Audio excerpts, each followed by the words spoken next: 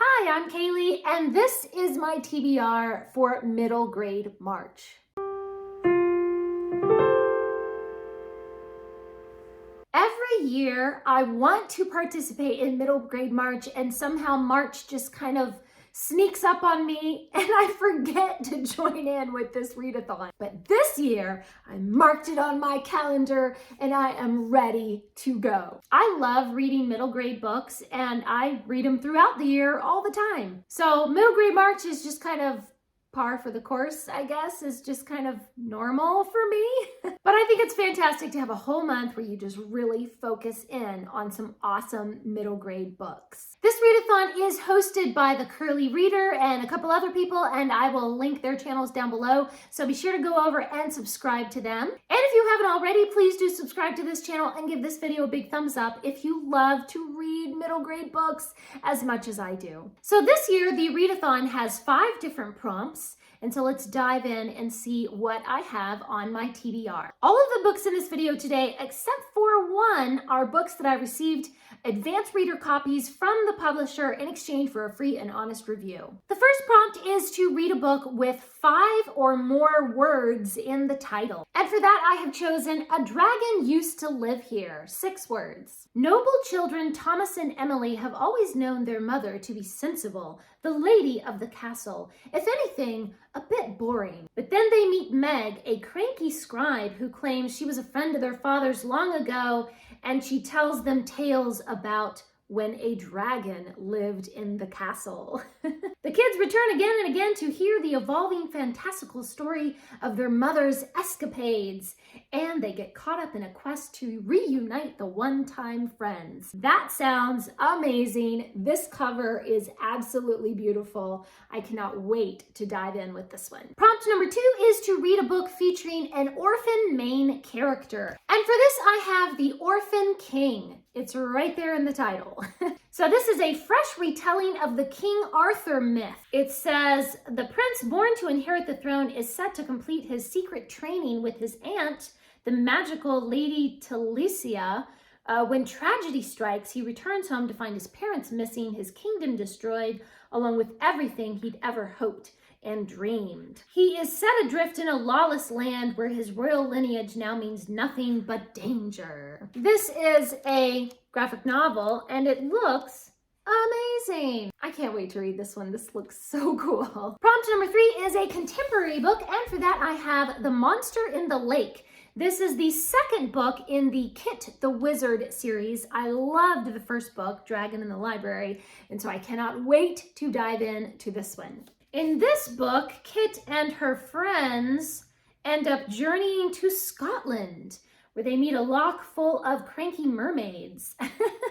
Sounds amazing. Oh my goodness. They have to investigate the wild magic that is causing the commotion. That sounds hilarious and wonderful. And I really love that this has some fun illustrations in it as well. Prompt number 4 is a book set in Asia or featuring an Asian character. For that, I have Explorer Academy: The Dragon's Blood. This is the 6th book in the Explorer Academy series, and one of the main characters, Emmett, is Asian. You guys have heard me rave over and over about how much I love the Explorer Academy series, and I've been kind of saving this one up because I'm so excited for this next book. In each of these books, the characters are tracking down the pieces to a cipher, and there are international spies that are after them, and in between that all, they have their classes at the Explorer Academy. They travel around the world, encouraging conservation efforts and visiting historic sites, so you get to learn a little bit. You know, it's a kind of educational while you're also having an amazing adventure. In this one, it says the daring explorers follow clues to an emperor's tomb, and their studies take them to a rugged island in search of a mysterious animal once thought to be extinct. Aha. This is another one that includes some really cool illustrations throughout the book. I am absolutely certain that I'm going to love this because I have loved every single book in this series. And the final prompt is to read a book that is older than you are. This book is the only one in this video that was not sent to me from a publisher for a review. This is The Little Book Room by Eleanor Farjeon. It's part of the New York Review Children's Collection. This was published in 1955, so it is definitely older than I am. I have no idea what this is about, but I think it's a collection of short stories. It says, the author mischievously tilts our workaday world to reveal its wonders and follies. Her selection of her favorite stories describes powerful and sometimes silly monarchs and commoners who are every bit their match. Yeah, so it looks like these are some really fun short stories, just the favorites of the author or something, and they are beautifully illustrated. Once again, I just love stuff with illustrations. It's just so wonderful to see things brought to life. You know, it just enhances your reading experience being able to see cool illustrations. I have 3 other books that do not fit the prompts, but they are on my TBR. I don't know if I'll finish them in March or if I will just read them at other times. I have The Hunters of the Lost City, packed with shocking twists, frightening monsters, and dark magic. 12-year-old Octavia grew up believing that her town was the only one left in the world, the sole survivors of a deadly magical war and plague. Ooh, but then she meets another girl beyond the walls, someone who claims to have traveled from far away. That sounds really cool. That just sounds amazing.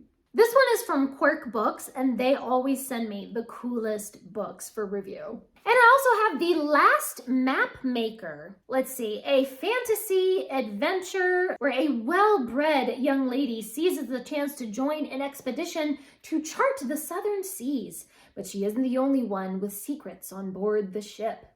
She learns the expedition might be headed for the fabled Sunderlands, a land of dragons, dangers, riches beyond imagining. This cover looks really, really cool. I love fantasy. So this author has actually written 2 other Newbery Honor books, and so I'm interested to see like this. If that author has won a Newbery Award, then I bet this is really going to be good. One thing that I think is really neat is that every page has this wave pattern along the bottom. Little details like that really can make a book really special. And then I have a book from Gregory Maguire, Cress Watercress. When Papa doesn't return home from a nocturnal honey-gathering expedition, Cress holds out hope, but her mother assumes the worst. It's a dangerous world for rabbits. And she moves what's left of the Watercress family to the basement unit of the Broken Arms, a rundown apartment oak, an oak tree with a suspect owl landlord, a rowdy family of squirrels, and a pair of songbirds who broadcast everyone's business. That sounds completely hilarious and just a weird mixture of like animal characters and everything. However, I have to say I have read other Gregory Maguire books that I really, really hated. Like I DNF'd it because I hated it so much. So I'm interested to see maybe if it's middle grade, then I might like his writing a little bit more. If he's writing a little bit different genre than something from what I've seen from him before, we will see. And that is my TBR for middle grade March. Please leave me a comment down below and let me know what is one of your favorite middle grade novels you've read in the past. What is your TBR for some great middle grade books that you're looking forward to reading this year? Thanks for watching. Please subscribe and remember, the right book in the right hands at the right time can change the world.